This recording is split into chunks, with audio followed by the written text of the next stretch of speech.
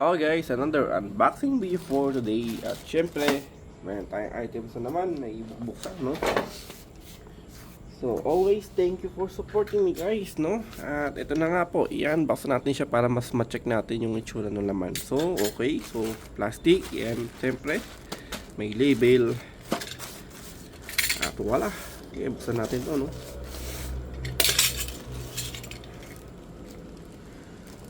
Makikita natin siya. Okay. Anong meron dito sa ating item? So, meron tayong fruit dye bato cream. Fruit extra color hair. Okay. Everything is Chinese. Wala man lang nakalagay ng ano, no? Kahit na English man lang. O brown black. Brown black. So, dalawa siya, no? Naka-tape lang.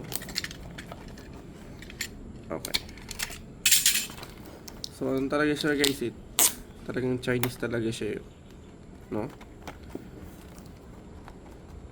80 ml lang po siya, no? Wala talaga siyang, ano, no? English man lang, no? Talagang fresh from China. Ang galing talaga nila, no? Ayan, no? Okay. Right.